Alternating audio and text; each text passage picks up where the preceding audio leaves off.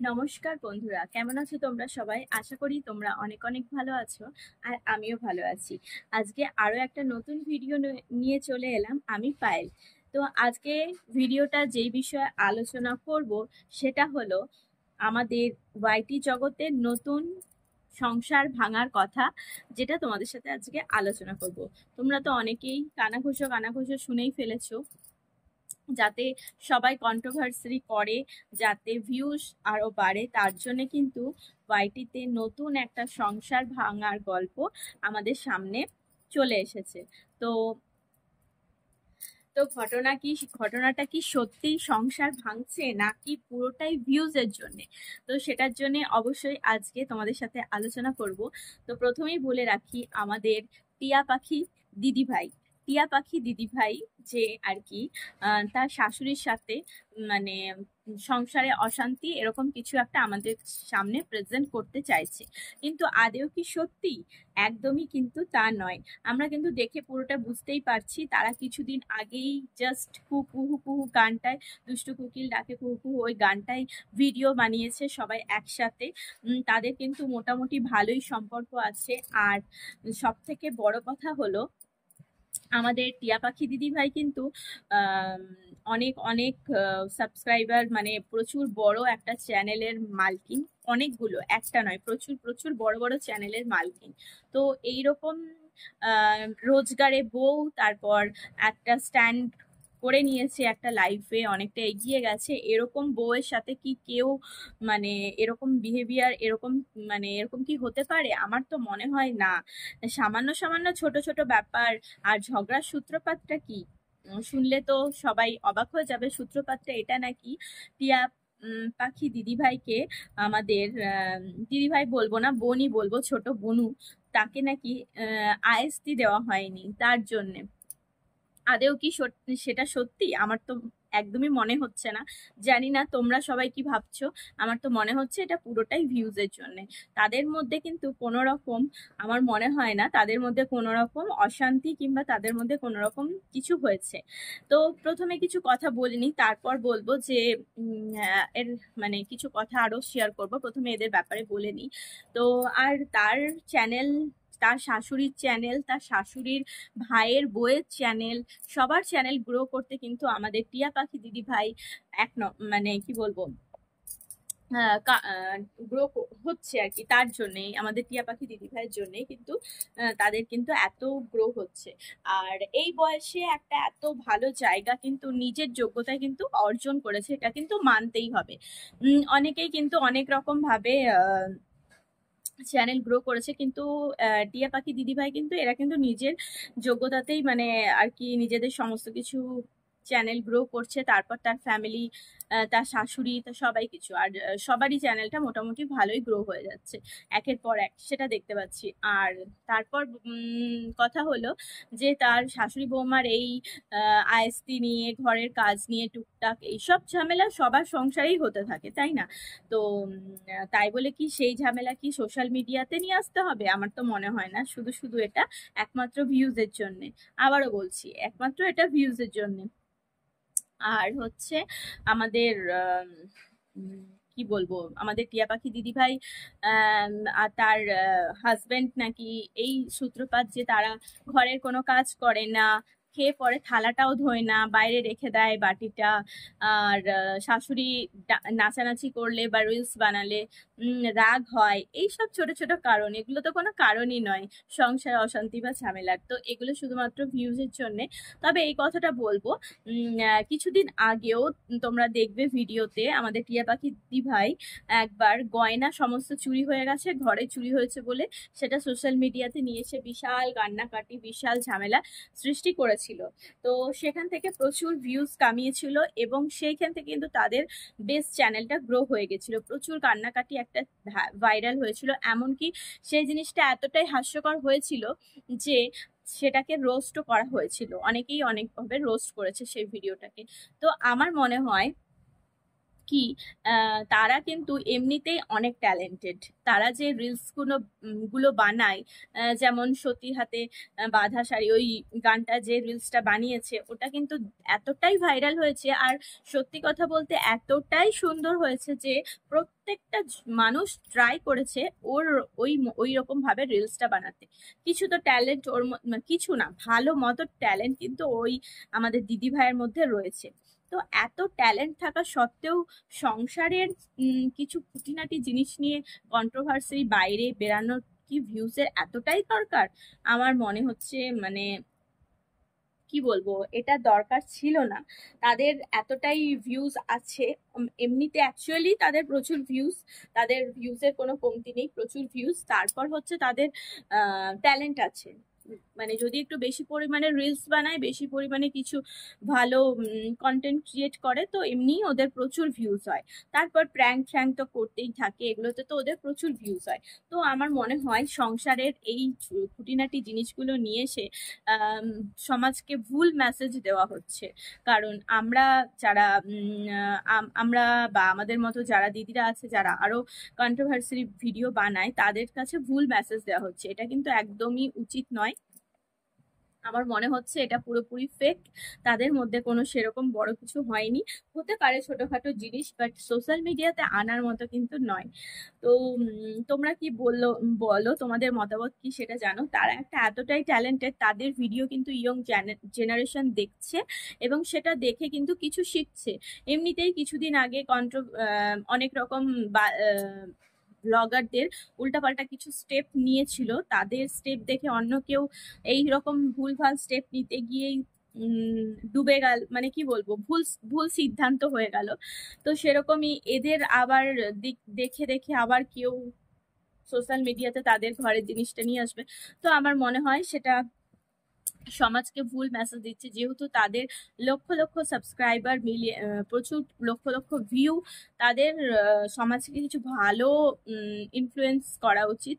তারা যখন একটা ভালো ইনফ্লুয়েন্সার, তো ভালো কিছু ইনফ্লুয়েন্স করা উচিত।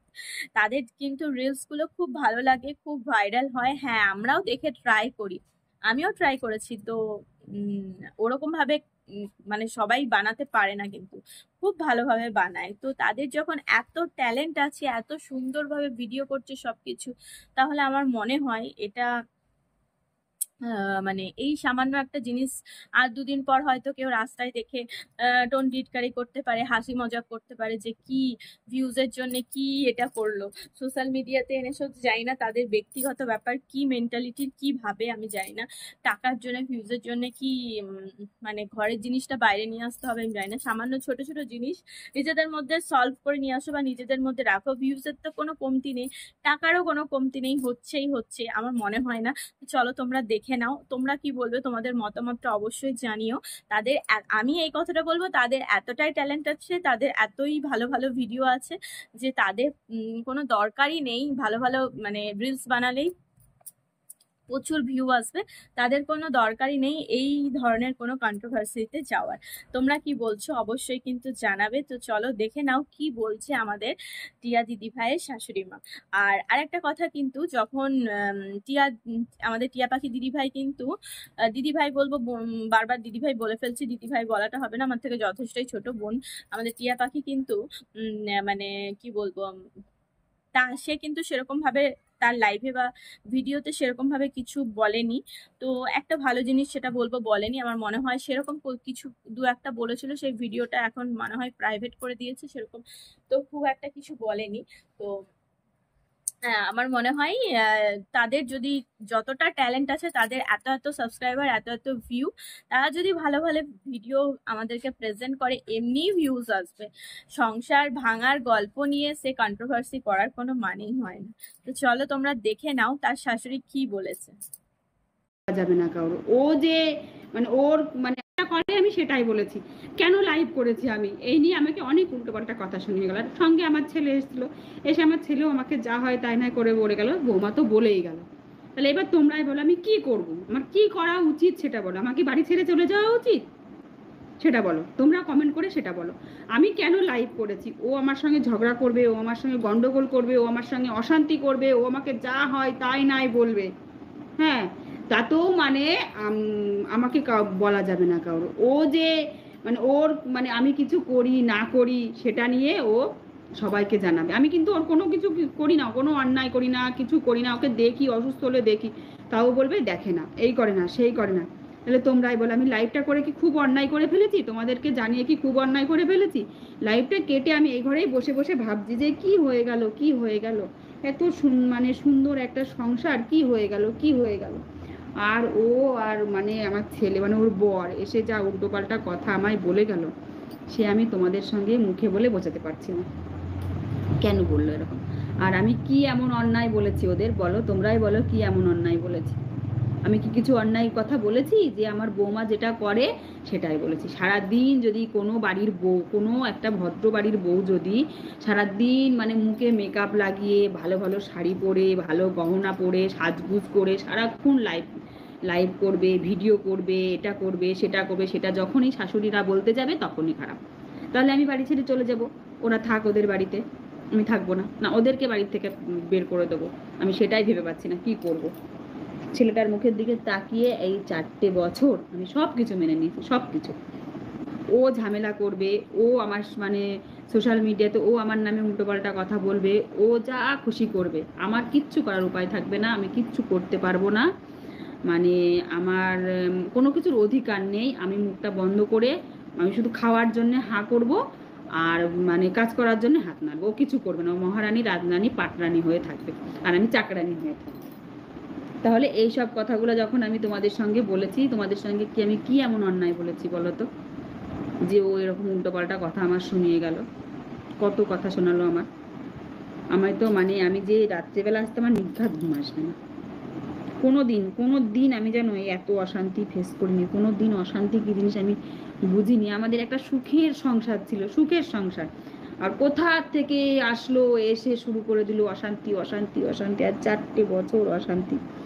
তবু আমি ভাবি কি যে ভালোবাসা দিয়ে তো সব কিছু জয় করা যায়, দেখি না ও ভালো হয় কিনা, দেখি না ও ভালো হয় কিনা, দেখি না ও ভালো হয় কিনা, কিন্তু ভালো তো হচ্ছে না, দিন দিন মানে ও খারাপই হয়ে যাচ্ছে, খারাপই হয়ে যাচ্ছে, খারাপ হয়ে যাচ্ছে। কেন এরকম হচ্ছে ব্যাপারটা আমি বুঝতে পারছি না। কে ওকে যুক্তি দিচ্ছে, না নিজের বুদ্ধিতে করছে, না কি করছে কে জানে, আমি কিছুই বুঝতে পারছি না কেন এরকম করছে। তো তোমরা আমাকে মানে একটু সবাই কমেন্টে বলো তো আমি কি করব, আমি কি বাড়ি ছেড়ে চলে যাব সেটা তোমরা বলো। আমার কিচ্ছু ভালো লাগছে না, খেতে ইচ্ছা করছে না, খাওয়া মানে কিছুই ভালো লাগছে না, কি করব আমি? আমার কি হয়ে গেল, কি ভাবছিলাম আর কি হয়ে গেল। এই রকম বৌমা যেন কারোর ঘরে না আসে, সত্যি বলছি। মানে ছেলে না হয়ে যদি একটা মেয়ে হতো আমার, আমি মেয়েকে বিয়ে দিয়ে দিতাম, অনেক সুখে থাকতে পারতাম। আমার হাজবেন্ড চাকরি করে, আমার সুখের সংসার, কেন আমি জঞ্জালা ভোগ করব? কেন কেন ভোগ করবো বলো? আমি যে মানে এত করি, ওর পুরো কোনো নাম নেই। আমি কি যে ভুল করেছি, প্রথম থেকেই উচিত ছিল ওকে না মেনে নেওয়ার। প্রথমে যে অমত করেছিলাম সেটা করাই আমার ভালো ছিল, আর মেনে নেওয়াই উচিত হয়নি। আমি দেখলাম যে ছেলেটা ওকে ভালোবাসে, আর একটাই তো ছেলে, যা হবার হয়ে গেছে, যা করেছে করেছে, মেনে নি, আমি মেনে নিয়েছি। তাও ওদের মন পেলাম না, বৌমার মন কখনো পেলাম না। কোনো যদি কিছু বাজার থেকে নিয়ে আসে আমাকে তো দেবেই না, ওরা দুজনে ঘরে দরজা দিয়ে খেয়ে নেবে, আমাকে দেয় না। আমি যতই মানে আমি যখন আর খেয়ে প্লেটটা বাইরে রেখে দেবে আমার জন্য, যে শাশুড়ি আছে চাকরানি, শাশুড়ি মা প্লেটটা ধোবে। তাহলে আমি কি করব বলো? আমার মুখ দিয়ে আর কথা বেরোচ্ছে না। আমি কি এমন অন্যায় বলছি? ওর যা মুখ, ও যা বলে গেছে, সে আর আমার কিচ্ছু বলার নেই। আমি আর আজকে আমি কমেন্টের উত্তর দিতে পারছি না, আমার ভীষণ কষ্ট হচ্ছে। গ্যাস হয়ে গেছে, 1 গ্লাস জল পর্যন্ত দেয় না। একদিন আমার হচ্ছে গলায় ভাত বেঁধে গেছে। কি হয়েছে তোমার? আমার খুব কষ্ট হচ্ছে, শরীরটা ভালো না। বাবাকে ফোন করো, ডাক্তার দেখাও। তাহলে ওর বাবা তো বাড়িতে নেই, ওর কি উচিত ছিল? ওর কি উচিত ছিল যে রাজকে বলে আমাকে একটু ডাক্তারের কাছে নিয়ে যাওয়া, নিয়ে গেল না। জীবনে তো মাথাটা আঁচড়ে দেয় না, জীবনে বলে না মা আসো তোমার মাথায় তেল দিদি। আমি মনে হয় আমি ওকে শাশুড়ি মা বলি, কেন বলি জানো তো? যে আমি তো ওর সব কাজ করি, সেই জন্য আমি ওকে শাশুড়ি মা বলি। আর পরের মেয়ে কখনো নিজের মেয়ে হয় না গো, এক গাছের ছাল এক গাছে লাগে না, আমি লাগাতে পারিনি, আর হবে না, কখনো হবে না, আমি লাগাতে পারি, আর লাগবেও না। এত ভালোবাসি, টিয়া এটা কর, টিয়া ওটা